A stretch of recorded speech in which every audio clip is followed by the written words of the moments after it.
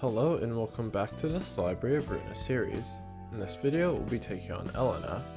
We're going to be choosing Hakma and only need purple tier for that fight, so we can use our other 4 A tier pages alongside Bina, that is, Xiao, Olivier, Nikolai, and Yan. For decks, my Xiao ran a 4 light region singleton deck featuring Wen and Augury Kick. Olivier ran a nearly identical deck except for having True Dragon formation instead of Wen. Nikolai ran the same Oops All Enablers variant as before, and Yan ran the pure singleton build from before as well. For passives, Bina had Mind Hauler, Dark Cloud Blade, Razor Strike, and Fervor. My Xiao ran Unstable Crying Children passives and Double Hauler. Olivier ran Fervor, Lock Potential, Easygoing Breather, and Keepy in Stride. Nikolai had Maximum Crash, Bionic Charge Synchronized Hull, Brainwave Charge Focusing Antlers, and Keepy in Stride. And my Yan had Wedge, Fervor, and Double Haulers. For tier 1 pages, the Weight of Sin is really good on Olivier. The second one doesn't particularly matter, but I like to high roll with Big Eyes. For tier 2 pages, Tilted Scale is very good, and if you took the Weight of Sin, then Punishment could be a good supplement to it.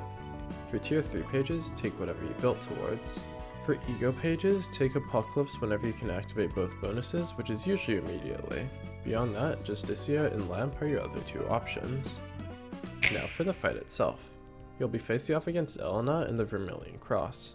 Elena has 400 HP, 310 stagger, is slash injured, and has 2 passives, Shimmering and UFO Fabric. Her deck consists of 5 cards. Sanguine Nails rolls 4-7 blunt, 3-8, 3-7 slash, all restoring 2 HP on hit, and it has a 5-8 block counter die. This page rolls well enough, but can be beaten by your 2 cost value pages or 3 cost bombs. Siphon rolls 5-8 slash, 5-8 pierce, both recovering 4 HP on hit.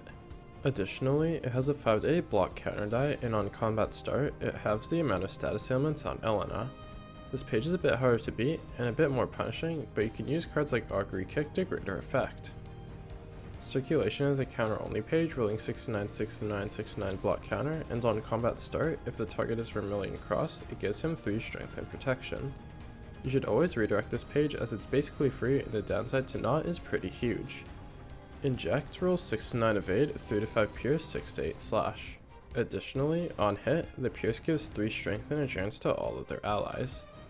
The evade is quite daunting, but the pierce, which is the main event, is quite weak. As long as you have a block on 1, even Will of the City can beat it fairly consistently.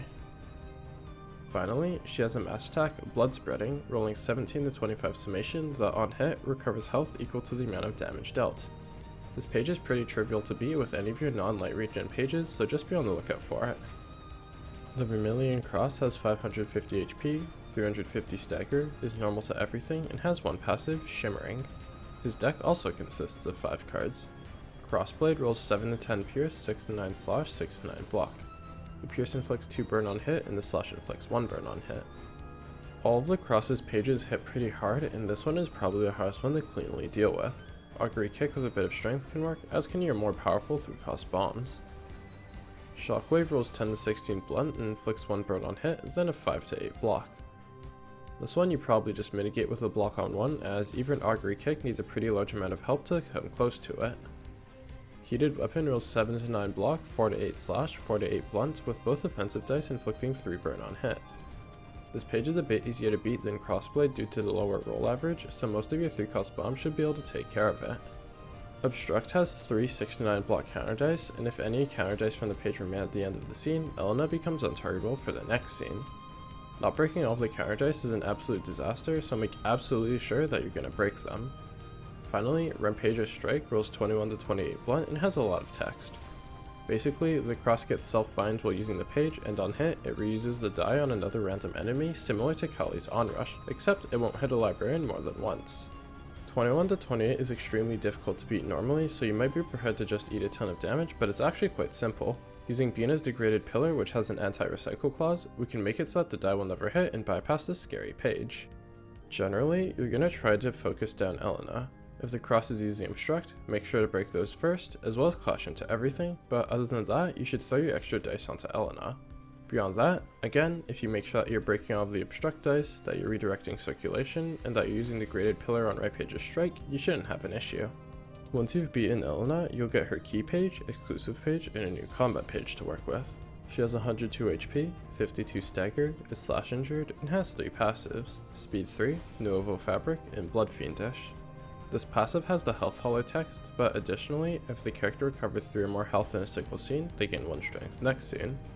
I'm a huge fan of this passive as it combines a power booster and a sustain passive into one, which is fantastic for pages like limited slots like Mio or Philip if you want to attribute it, as well as being solid on its own. Elena's exclusive page Blood Spreading is a 6-cost single-use mass summation rolling 17 to 25 that on hit will make her recover HP equal to the amount of damage dealt. While it doesn't deal a crazy amount of damage, even hitting a single enemy with this is a solid heal, and hitting 5 almost guarantees a full heal even from 1 HP. The generic page you get, Crimson Claws, is a decent value page, rolling 4 to 7 blunt, 3 to 8, 3 to 7 slash, with all of them recovering 2 HP on hit. While the roll average is slightly lower than Creek's, 3 offensive dice is nice, and the HP recovery is also fantastic. This is one of the stronger free hitting 2-cost pages in the game, and with a bit of strength stacking is also a very formidable clasher. When building Elena, I'd just go with another generic singleton build. You honestly don't need Crimson Claws or even Health Holler to reap the benefits of Blood Fiendish because as long as you land 2 attacks, you'll trigger their strength, so we can load up on power boosters like Fervor or Unlocked Blade. You could also focus more on offensive dice with some of the general reception power boosters in Solidarity or Offensive Position. This is the deck where I'd bring Crimson Claws for that juicy triple offensive die. Note that if you're using her mass attack, you might also want to put Unrelenting on her so you can let her take a ton of damage, activate Unrelenting, and then heal it all back up for free. Just make sure you don't get staggered while doing it. In the next video, we'll be taking on the next ensemble member, Pluto. I'll see you soon, and as always, thank you for watching.